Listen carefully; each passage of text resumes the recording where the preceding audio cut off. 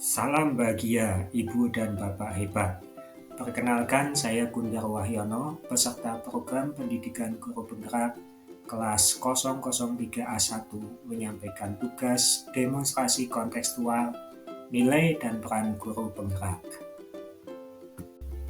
Bapak dan Ibu, tujuan dari tugas demonstrasi kontekstual ini adalah selaku CGP, saya dapat menciptakan gambaran diri saya di masa depan setelah mengikuti rangkaian kegiatan program pendidikan guru penggerak.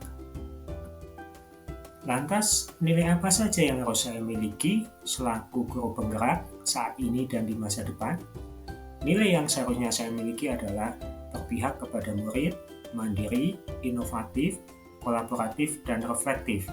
Sedangkan selaku guru penggerak, saya bisa berperan dan mampu untuk menjadi pemimpin pembelajaran, coach bagi pendidik yang lain, kolaboratif, dan mampu untuk menggerakkan komunitas. Bagaimana perwujudannya supaya saya bisa berpihak kepada murid, mandiri, inovatif, kolaboratif, dan reflektif? Selaku guru penggerak, saya harus mampu menuntun peserta didik belajar dengan nyaman, menyenangkan, kolaboratif, dan mereka bisa memiliki profil belajar Pancasila. Suasana belajar yang menyenangkan adalah keadaan di mana seorang bisa fokus memahami pembelajaran dengan perasaan yang nyaman, dengan tenang, rileks, secara kreatif, inovatif, dan saling menghargai tanpa gangguan ataupun tekanan.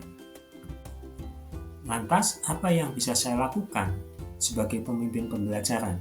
Saya harus mampu mengembangkan lingkungan yang produktif dan memuaskan bagi warga sekolah, mengembangkan kondisi dan hasil belajar yang diinginkan sesuai dengan kebutuhan peserta didik. Selaku coach bagi tenaga pendidik yang lain, saya harus mampu membantu rekan pendidik yang lain dalam pengembangan dan peningkatan kualitas pembelajaran di sekolah, selalu siap untuk berbagi praktik baik. Selanjutnya, peran saya untuk mendorong kolaborasi. Kolaborasi mempunyai manfaat untuk organisasi seperti peningkatan kreativitas, membuat sebuah rasa kebersamaan, meningkatkan moral secara menyeluruh, dan juga problem solving permasalahan yang lainnya. Kemudian, peran saya untuk menggerakkan komunitas praktisi, saya harus mampu mewadahi untuk pengembangan kompetensi pemimpin pembelajaran dalam menggerakkan ekosistem pendidikan dengan beragam kegiatan sesuai dengan kebutuhan. Bapak dan Ibu, kita juga perlu untuk selalu memotivasi bukan hanya kepada rekan pendidik, tetapi juga kepada diri kita pribadi.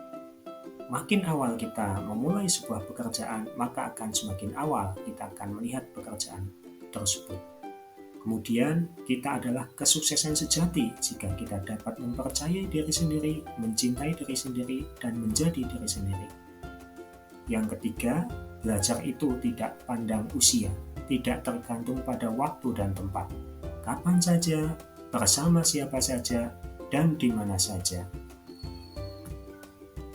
Bapak dan Ibu hebat, berikut foto bercerita kegiatan yang saya lakukan selaku pendidik dan juga sebagai Ketua MGMP untuk Mapel Bahasa Indonesia tingkat kabupaten.